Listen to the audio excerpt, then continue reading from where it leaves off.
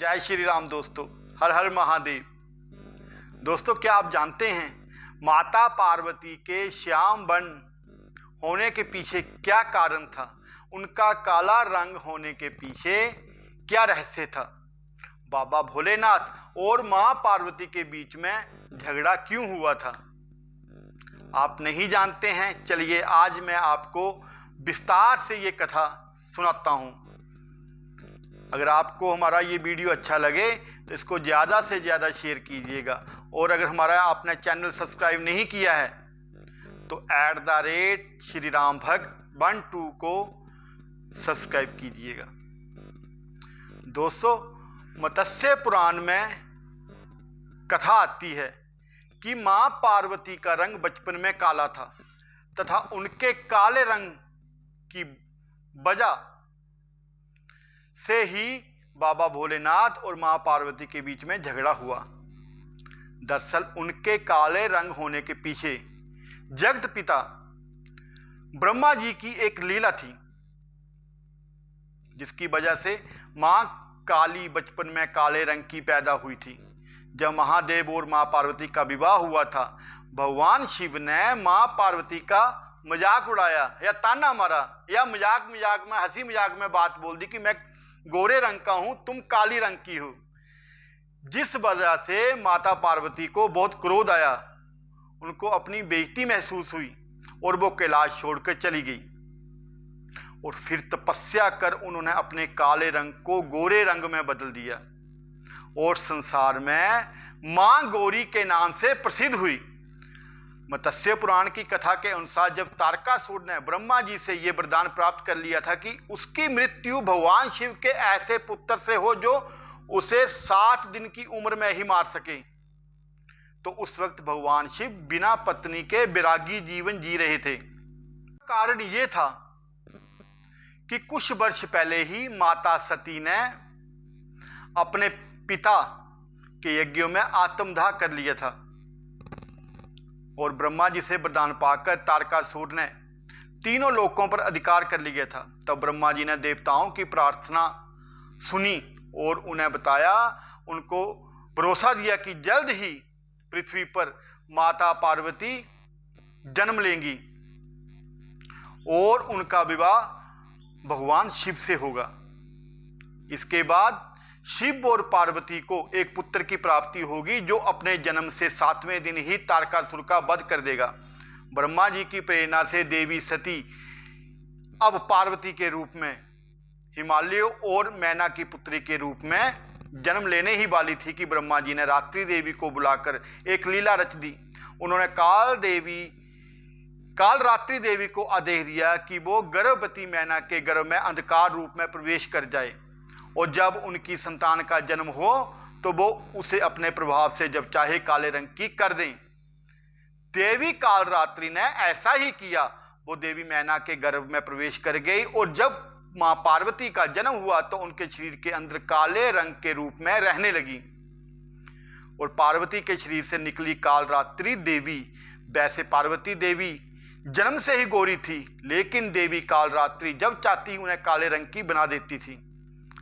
पार्वती देवी ने तपस्या कर बाबा भोलेनाथ को प्रसन्न कर लिया, और जल्द ही मां पार्वती और भोले शंकर का विवाह धूमधाम से हो गया। लेकिन एक दिन त्रिकालदर्शी भगवान शिव ने मां पार्वती का मजाक उड़ाते हुए उन्हें काली कह दिया और कहा, तुम अपने इस काले रंग की वजह से मेरे जैसे गोरे रंग कर्पूर गौरम मेरे गोरे रंग के समक्ष कहीं नहीं ठहरती। मैं कर्पूर रंग का हूं, मेरा रंग तो कपूर की तरह गोरा है, और तुम काले रंग की हो, तुम मेरे साथ जचती नहीं हो। ये बात उन्होंने गंभीरता से नहीं कही थी, मजाक में हंसी मजाक में कही थी, लेकिन माता पार्वती को ये बात बहुत बुरी लगी, और उन्होंने इस बात को अपने दिल में ले लिया। अपनी बेइज्जती महसूस करी कि मुझे काला कहा, इन्होंने काली कहा। माता पार्वती अपना ये अपमान बर्दाश्त नहीं कर सकी और कैलाश छोड़कर चली गई। माता पार्वती ने एक पर्वत पर जाकर घोर तपस्या शुरू कर दी ताकि उनके शरीर का जो रंग है वह भी शंकर जी की तरह गोरा हो जाए। अब ब्रह्मा जी तो सृष्टि के रचयिता हैं, वो कोई भी काम कर सकते हैं, तो उसके पीछे आने वाले भविष्यों की कोई घटना छिपी होती है, ये तो वो सब जानते हैं। जब माता पार्वती जी तपस्या कर रही थी तो ब्रह्मा जी प्रकट हो गए और इनसे इस तपस्या की वजह पूछी। देवी पार्वती माता जी ने कहा कि भगवान शंकर ने मेरा घोर अपमान किया है, और सिर्फ इस वजह से किया है कि मेरा रंग श्याम वर्ण का है, मेरा रंग काला है, और ये अपमान मुझसे बर्दाश्त नहीं हुआ, और ये बात मुझे अपने दिल पर बहुत बुरी तरह एक तीर की तरह चुभी है। ब्रह्मा जी मुस्कुराए। दोस्तों, मैंने आपको पहले ही बताया था कि पार्वती भगवान शंकर को काले रंग की इसलिए दिख रही थी क्योंकि ब्रह्मा जी ने लीला कर दी थी, और ब्रह्मा जी की लीला के कारण ही माता पार्वती भोले बाबा को काले रंग की दिख रही थी। पार्वती माता जी के शरीर के अंदर काल रात्रि देवी का प्रवेश करा दिया था। अब ब्रह्मा जी के कहने पर काल रात्रि ने मां पार्वती का शरीर छोड़ दिया। जैसे ही काल रात्रि देवी ने मां पार्वती का शरीर छोड़ा तो पार्वती मां गोरे रंग की हो गई, गौर वर्ण की होगी, और संसार में गौरी के नाम से विख्यात हो गई। इसी दौरान इतने दिनों तक अपने अपमान की ज्वाला में, क्रोध की ज्वाला में जल रही माता पार्वती देवी के मुख से एक विकराल शेर निकला और वो बाहर आकर खड़ा हो गया।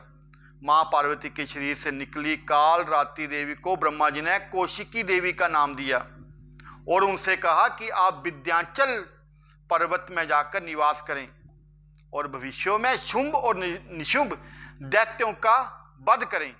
देवी काल रात्रि अब संसार में कौशिकी या चंडिका देवी के नाम से जानी जाने लगी। देवी काल रात्रि को ब्रह्मा जी ने वो शेर भी वाहन के रूप में दे दिया जो मां पार्वती के क्रोधित मुख से निकला था। ब्रह्मा जी की लीला के पीछे यही बड़ी वजह थी कि वो भविष्य में पैदा होने वाले शुंभ और निशुंभ दैत्यों का वध करवाने वाले थे।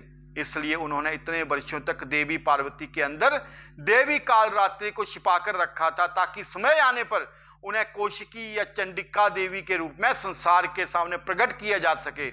दूसरी तरफ देवी पार्वती का शरीर अब पूरी तरह से गोरे रंग का हो गया था और वो अब संसार में मां गौरी के रूप में विख्यात हो गई।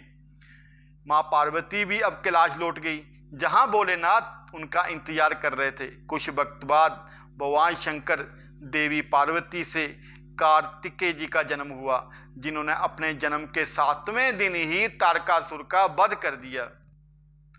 दोस्तों, ये कथा जो है स्कंद पुराण में आती है। स्कंद पुराण की कथा के अनुसार ही मैंने मां पार्वती के श्याम वर्ण होने की जो कथा है वो आपको सुनाई है। ये कथा कैसी लगी कमेंट बॉक्स में हर हर महादेव जय मां पार्वती लिखकर जरूर बताना, और वीडियो आपको अच्छा लगे तो इसको ज़्यादा से ज़्यादा शेयर करना। सावन का महीना चल रहा है, अपने अंतिम पड़ाव में है। भगवान भोले बाबा की, मां पार्वती की स्तुति सुनना और सुनाना बहुत भाग्यों का काम है, बहुत पुण्यों का काम है। बाबा भोलेनाथ आप सब पर अपनी कृपा और आशीर्वाद बनाए रखें। हर हर महादेव, जय श्री राम।